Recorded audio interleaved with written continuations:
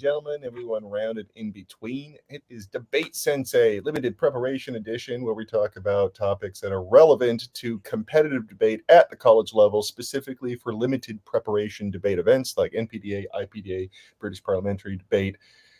I have with me Tim Seavey, the other half of Proto Communications from San Diego. That's me, SDSU. Yes, No yes. date. I am Jared Kabika Miller. I am Professor of Communications, debate coach, and we are talking about our international topics. And we decided to divide up our international topics based on tectonic plates, just to be quirky and different. Really good idea. I'm really glad we did this. Yeah, it's turning out to be pretty cool because you still get the regional sort of division, but I think it also captures sort of like ecological thing. You know what I mean? So if you're on a Sure. tectonic plate, sometimes there's like mountain ridges or seas or something like that that separate things. Yeah. And I'm starting to notice that, I think this is one of those where we're talking about the Caribbean plate today. So that, is mostly water, but a whole lot of islands that people all around the world absolutely love and adore. And so... And sometimes at first I was like, I don't know if we're gonna have as many debate topics, but no, there's actually quite a few good debate topics that come from political, climate, and many other types of subjects from Caribbean states. So there's a lot of stuff going on there. So kicking it off at the top, one that I immediately looked at because I was like, it's actually at the edge of the Caribbean plate, so half the country lies on the plate, half does not, but we're still counting it. Cuba. Okay. So that's the edge of the plate, huh? Okay. Yeah. So as I looked at the map of it, I'm not a tectologist. Yeah.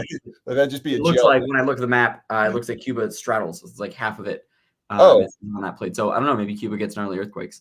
But in any case, assuming that that's part of the plate, that as a debate topic is old. Like that has been around for quite a while. And if I'm going to be totally honest, I actually thought that was like not as much of a topic anymore because the Obama administration like lifted a bunch of embargo stuff. But in doing some research, and I've also heard rumblings, but just hadn't looked into it because I haven't seen it debate as often. That is not the case. It is not like free and open trade, travel, and all other things. Right. There's still all kinds of limitations and things in place.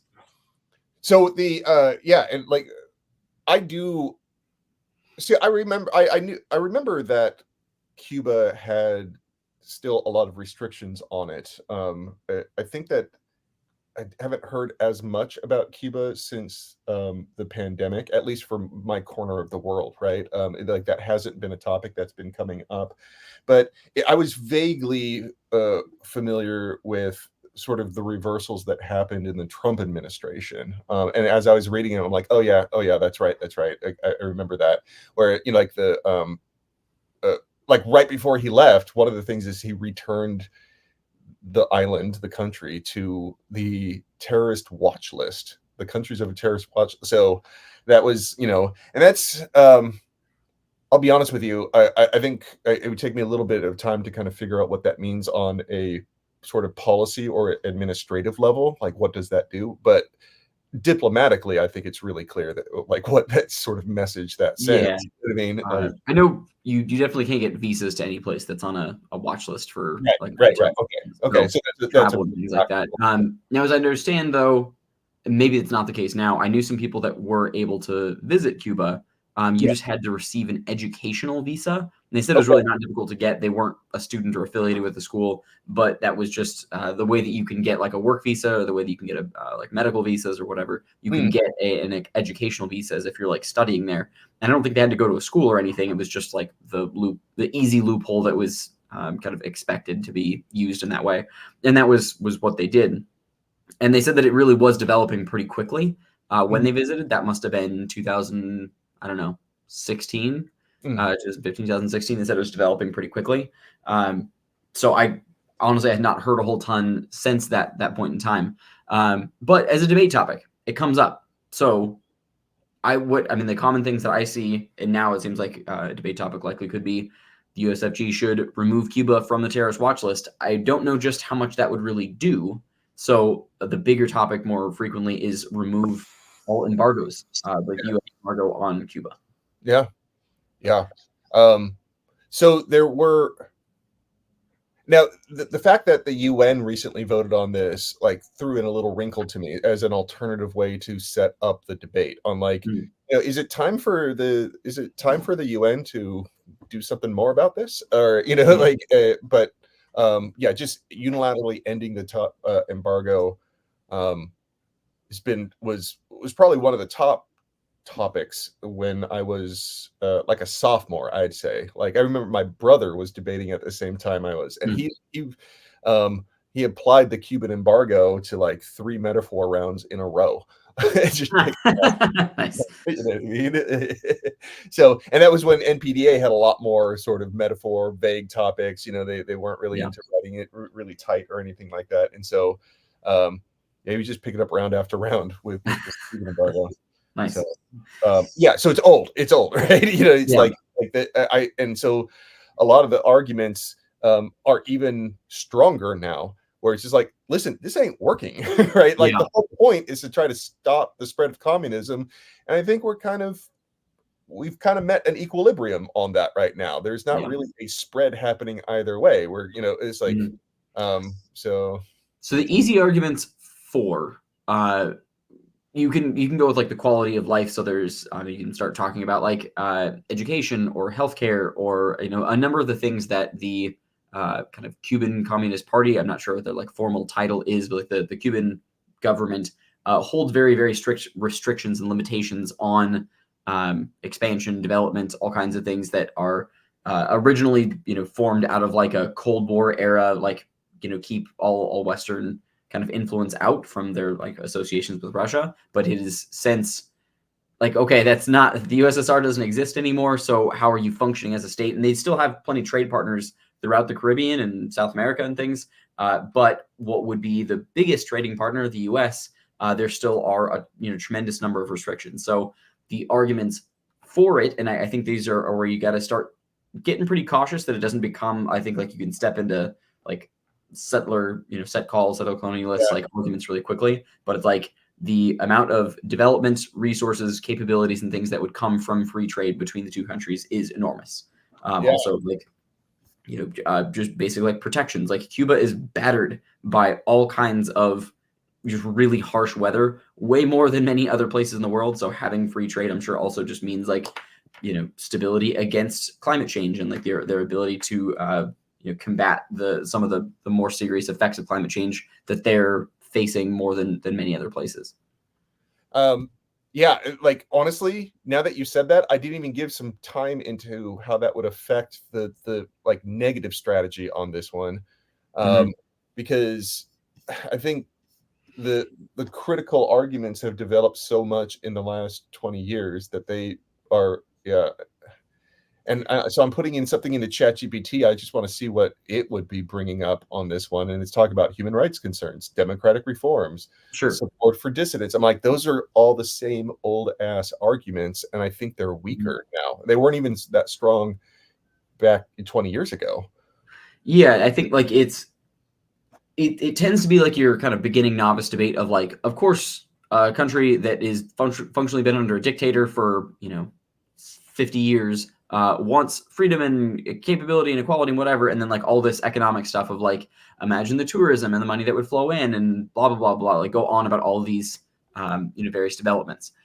I don't want to like downplay those because I'm not Cuban. I don't like Yeah, have a poll in my hands from Cuba. However, I from like a number of the things that I've read from like Human Rights Watch or just various like indexes on quality of life or length of life. So things like healthcare, things like education, just some kind of like core human necessities. There certainly is like a deficit that could be made up were there like more free flowing wealth within the country. yeah, That's like it. I have to put all these guards and spikes and careful language around it because I see so easily, like as I'm saying each thing, like the negative can just start teeing off on like, great, this same logic is used throughout the world to like, oh, spread the goods of democracy and the free yeah. market economy, and then look what that's done to so many other states that are like essentially like failed or failing because of this just like imposed might of like, well, it's good for the U.S., so it's good for everybody. Yeah, we can keep on going. Like, I think this is like, be prepared for the Cuban embargo. No, sorry, yeah, it's The time on this. Yeah. So, but yeah, and one last thing. Don't forget that the embargo includes like cutting off Cuba from other countries, not just the United States. You know what I mean? And so it's like that's part of it. It's like you can't trade with them either. Not everyone really abides by it. Okay, I was gonna say because I know there's some countries that do trade with. Oh yeah, they do. You know what I mean? It's like, and so they're like, screw you, US. You know what I mean? It's like we're gonna trade with who we want, and US is like whatever. So I hope I'm right. Okay. All right. So yeah, if nothing else, that's just like a really intense like stranglehold against the country indefinitely. So yeah, that would be a good one to pull back. There's probably easier affirmative ground. Yeah. Jamaica. Okay. Talk to me.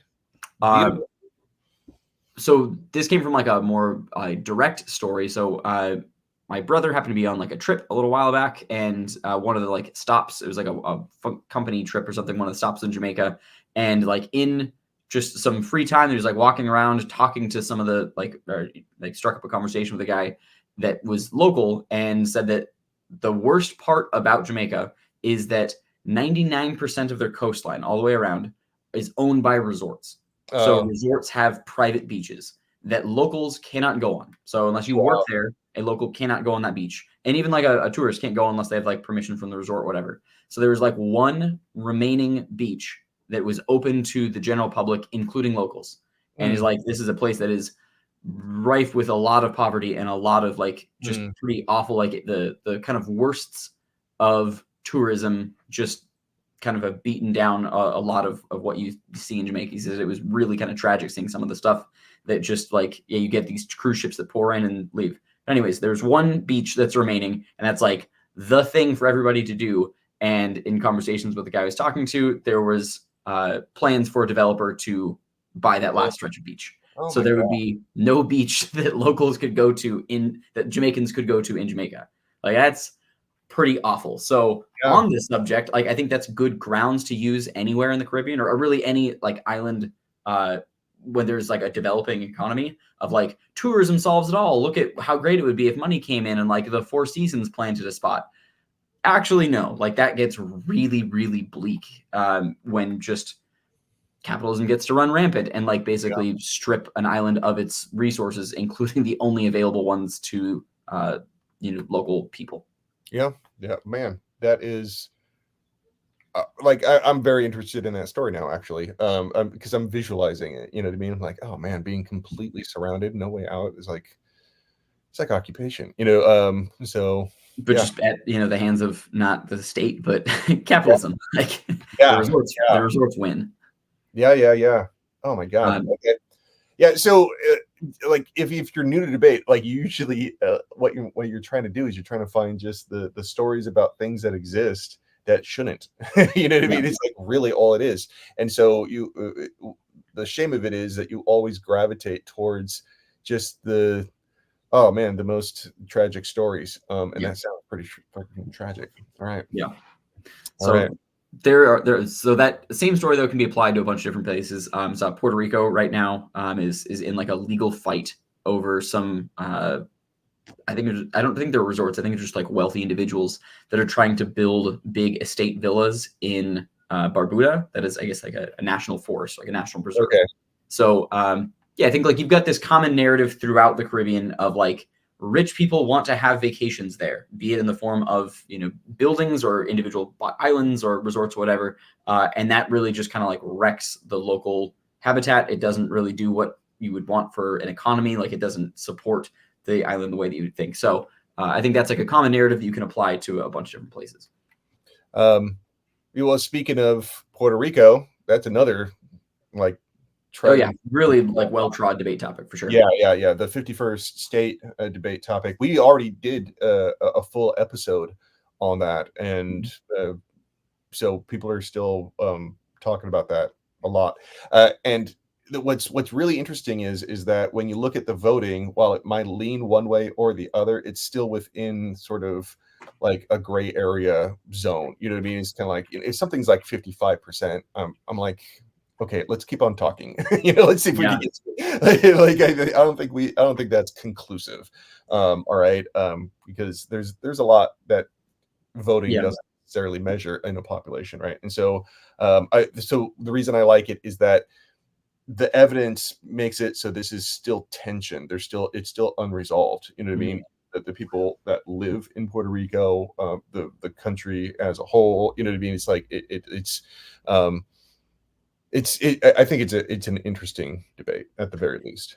Ooh, I had a really good topic actually that came up after watching the Little League World Series. I don't even remember where I was, but it was like one of those like in Oh, a bar hotel, or like a hotel bar, and just like the whole hotel was watching because it was like the championship. Just always fun to watch. And there was an argument put forth that I was like, that is awesome, and I want to talk about it. Like I want my debaters to run a case on it at some point. Extend a Major League Baseball team to the Dominican Republic, to Puerto Rico, to anywhere in the Caribbean, because that team would crush the US. That team would absolutely lay waste. Like if you didn't have, like David Ortiz, like basically like that is such a farm league of like kids that come from the Caribbean that are like incredible baseball players that like their team crushes the US so many times in the Little League World Series, but then they just matriculate to the Major League Baseball team where they call it the World Series because there's one Canadian team, two Canadian teams. Like, no. You want to really call it the World Series? Extend it like, the Caribbean and watch the, Pittsburgh Pirates get decimated 20-0.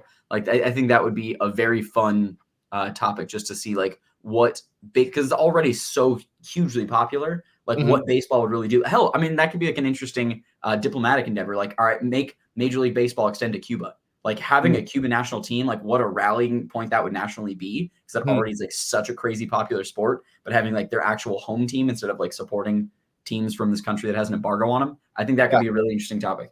I'm like, okay, it does seem interesting, and then I get all wrapped up in all the sort of logistics and specifications. Like, all right, who's doing this and how are they doing it?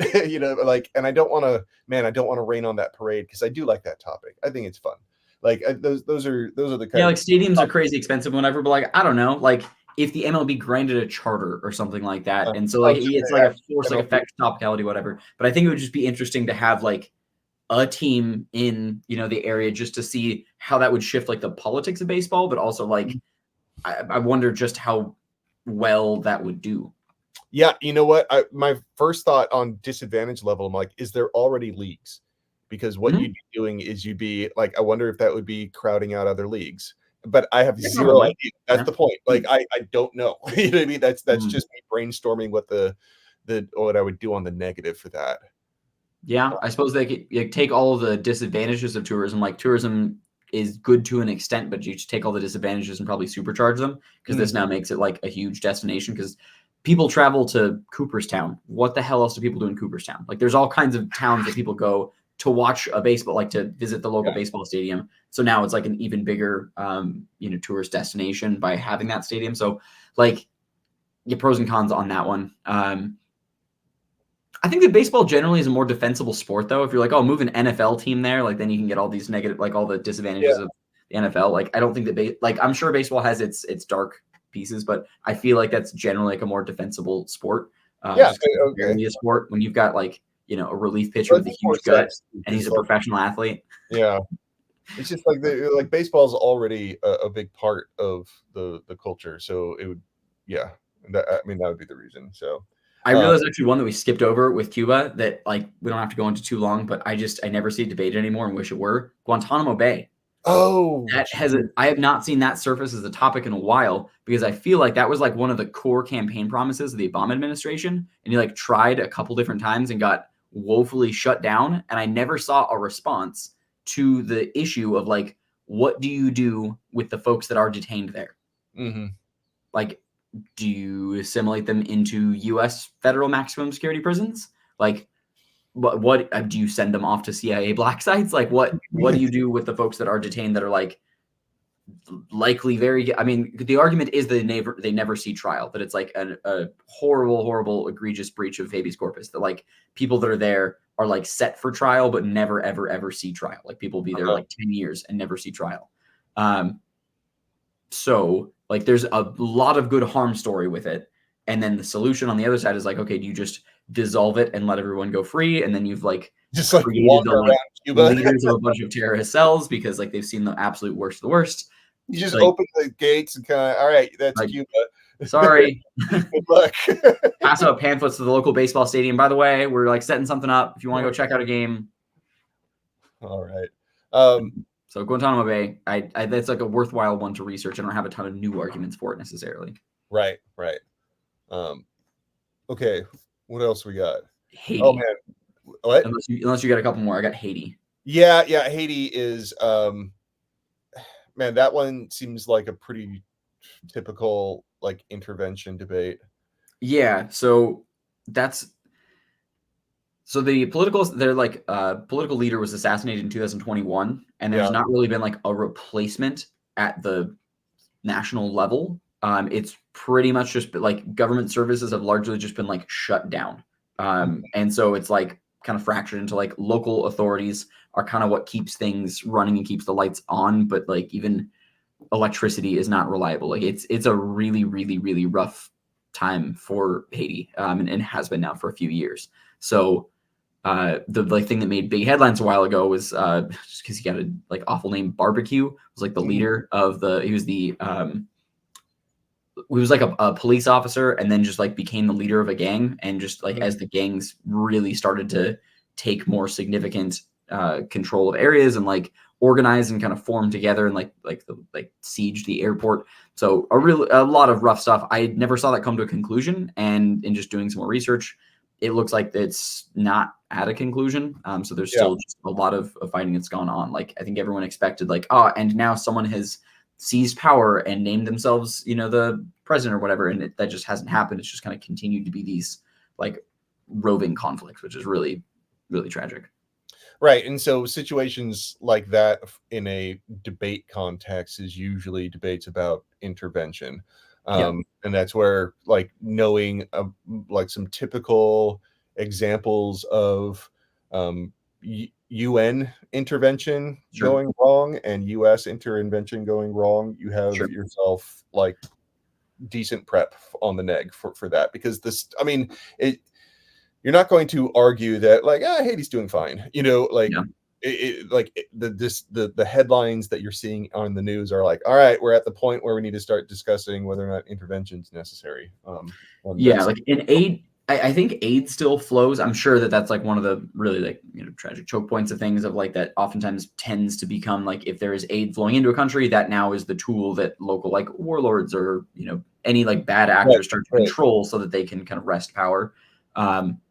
But I don't think there's ever been like an argument against, and there seems to still be lots of aid flowing to Haiti. Where that aid is actually distributed and then dispersed is probably like that might be some ripe opportunity for debate of like here are some organizations that do a better job at distributing aid. So like this is a good one. When I've seen like the Red Cross use as just your normal means, when people say like, oh, we're going to go send aid to a country, and they say by normal means, like, oh, the Red Cross and UNICEF and whoever else, and they don't really like think that through. The Red Cross is pretty awful, apparently. Like Oh really? I mean, they are really, really widespread and they're doing all kinds of work. So not to like disparage the whole of the Red Cross. However, as far as like the efficiency of an organization goes, and like their ability to disperse the aid that they're supposed to, like how much from their donations makes it into the hands of the people that it's supposed to get to, like really, really, really inefficient. And they've had a lot of issues in the past. So hopefully they've like solved some of those, but they've made a bunch of headlines in the past of like, 90% of the money that was donated to them just went to administrative overview, and 10% made it to the actual people for which it was donated. Which like that kind of clogged system. So I think taking arguments of like which funding or which like aid bodies are better to disperse aid and like more effective at it, that might be Right. just a cool counterplan. Yeah.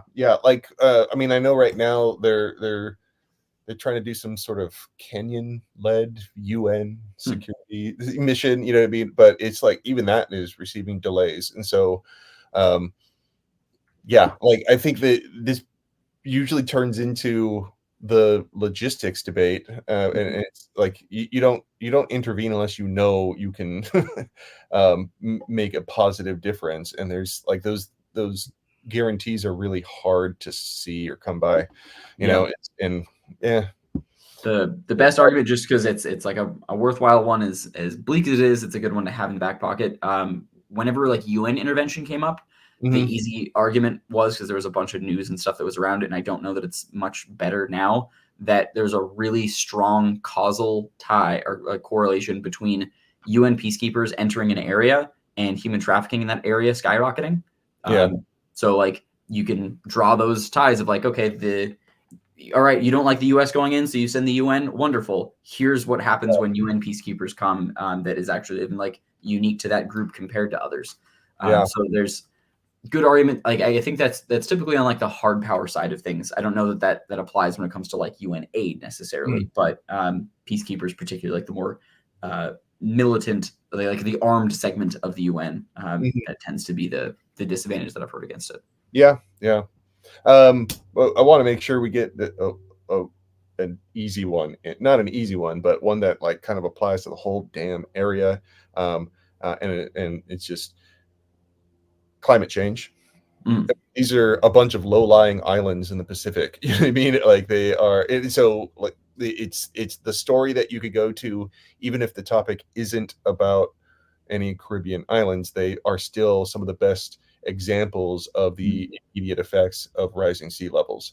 sure. And so, and they're already seeing it, and they're already, measuring it, and things like that. And so, um, even if it's just one section of your climate change affirmative talks about Mhm. the effects of rising sea levels, the Caribbean islands are some of the best ones to go for. I think Um, that the frequency and severity of storms also is like that's a very easily trackable data point. And I think sometimes like the climate change debate gets way too big to where it's like, oh, it's the whole world, and it's hard to grasp like the tangibles of what that means. And like, oh well, only yeah, a 2% change in ocean temperature. That doesn't sound like much. Like, that those kinds of things are hard to conceptualize what that means, but putting it into terms of like, here are how many, lives have been devastated by hurricanes that have yeah, come, sometimes one or two a season are now coming 3 to 5 a season.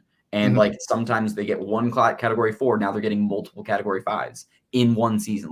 So just talking about the the real harms to these particular places in terms of the graph changing.